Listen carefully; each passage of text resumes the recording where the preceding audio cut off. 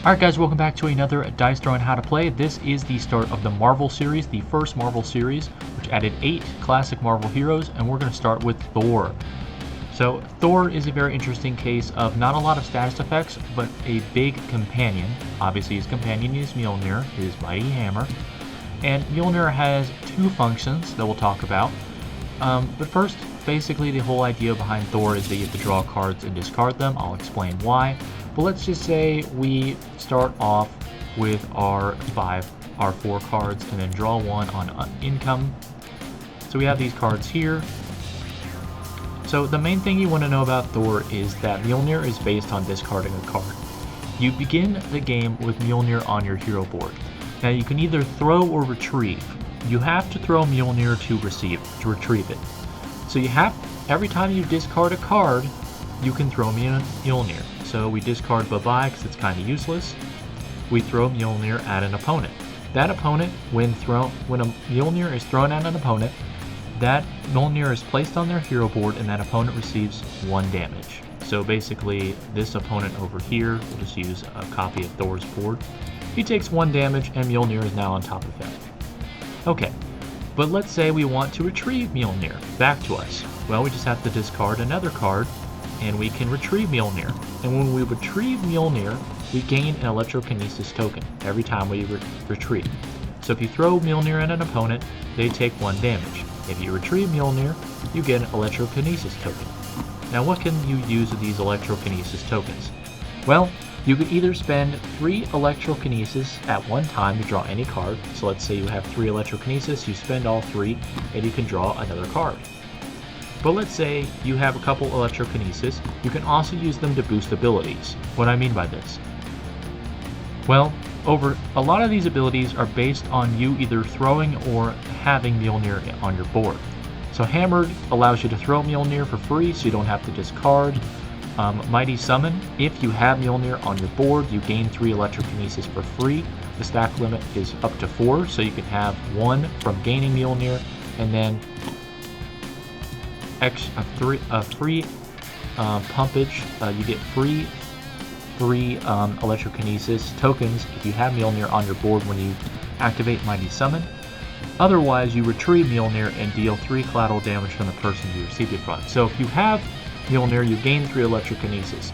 If it's on another player's board, when you activate Mighty Summon, you retrieve Mjolnir, gain electrokinesis from it, putting it back on your hero board, and also doing 3 collat damage to the player you collected it from. Alright. But now here comes the fun. So Lightning Rod, if the opponent you're attacking has Mjolnir, so you've already thrown Mjolnir on the opponent and dealt 1 damage. If they have Mjolnir, you deal 9 damage instead. Otherwise, gain electrokinesis. So if Mjolnir is on the attacking opponent, you do +2 damage more. If not, if it's on your board, you gain an extra electrokinesis token. Okay, so let's say you have a lot of electrokinesis. Well, down here, Odin Force, you deal 5 and roll 5. You roll 5 dice to add a bunch of damage or throw or retrieve Mjolnir. But then here at the bottom, you add 1 damage to your attack. So let's say you deal 5 damage. You add 1 damage per electrokinesis token you have. And since we have the max 4, instead of the attack dealing only 5 damage, you're now dealing 9 damage. So, and that's not the only ability that does this. Also, Bottled Lightning right here has the same thing. Deal 7 damage, then add 1 damage per electrokinesis token. So instead of doing 7 damage with this, you can add 1 damage for each electrokinesis token, which means you do now 11 defendable damage. So yeah, electrokinesis and Mjolnir are based on each other. You throw Mjolnir, do 1 damage to the opponent, retrieve Mjolnir, gain an electrokinesis token. And you can spend these electrokinesis tokens at any time to draw an extra card for free at any time. And of course you can just, discard cards you don't need here to throw Mjolnir and hit another player. So now we've gone over those 2 tokens. Well, what about Guard Break?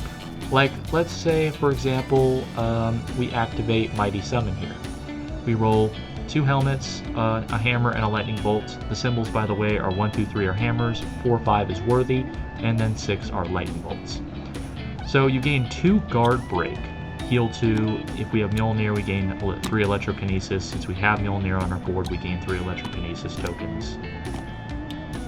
Nice. So what does Guard Break do? Well, if a player concludes their offensive roll phase with an attack, they may spend this token and roll 1. If the outcome is 1 to 3, this attack becomes undefendable. So let's say we activate Hammered and deal 5 damage and throw Mjolnir. So we deal 1 damage for throwing Mjolnir, and we're dealing 5 damage. 5 defendable damage. Let's spend 1 Guard Break token. That's a 6. Let's spend another one.